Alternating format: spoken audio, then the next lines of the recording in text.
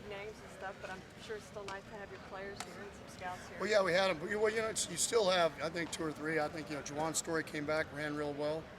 Because last year, pro day, he'd had surgery and he couldn't do anything with his shoulder, so it was good. I think he did real well today. Yeah, so it's kind of a family reunion. I think we started doing this tonight. We'll have a dinner at the house for a lot of the NFL guys. We always have. I think we got a total of like 50 or 60 people going to be there with their wives and stuff. So that's the we started doing this probably spent so much time my first 10, 12 working so hard to get it to where you get it in the right place facility wise and everything. It's really didn't feel like I'd done a great job with our former players and alumni, and so it's here in the last 7 or 8 been working real hard at making sure that we do the right thing and pay it back. So, how proud are you of Josh Carraway? Because he was almost a gray shirt, wasn't he, coming out of high school? I mean, well, yeah, I think as a junior he was around 5'11", and then his dad, and his brother were around 6'10", 6'11", and so between his junior and senior year, he grew like 5 or 6 inches. So that's how he got to 6'4". And so a lot of people that had recruited him, and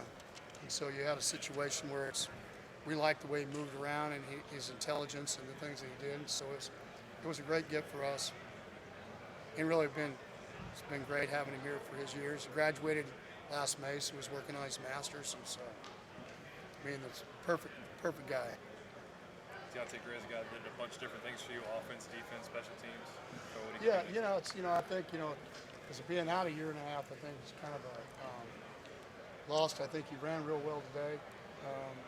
But I think that possibly get him into camp. This is a free agent, but I think it's the biggest thing. He's got to go out. When you're that size, you got to have some wiggle and toughness, and you got to play special teams. And he was a gunner for us on punts, so those are the kind of things that these guys here, they're all looking for.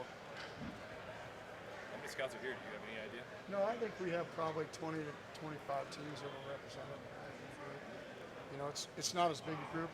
We're a little bit late. I'm a little bit different than a lot of people when it comes to this.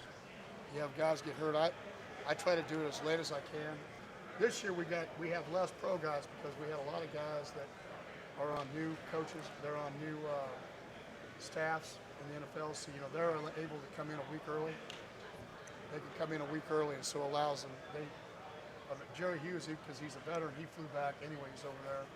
He flew back because he did his thing, and then he'll fly back quick and get done. But it's some of these guys are younger and rookies. They don't have as many chips in the bank with their team, so they got to do what they got to do.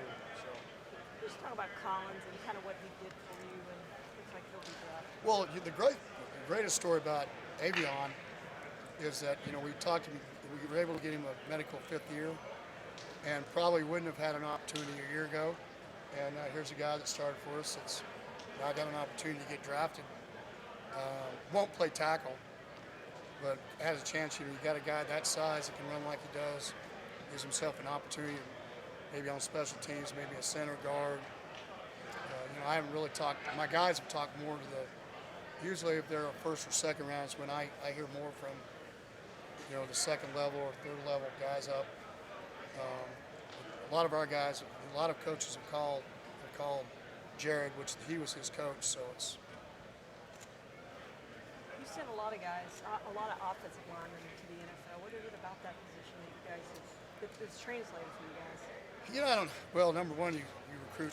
We've turned out they're talented, and so I think one of the things it just goes with our program. I think some people have to coach guys that are talented, and our thing's about developing them, and I think giving them the best opportunity.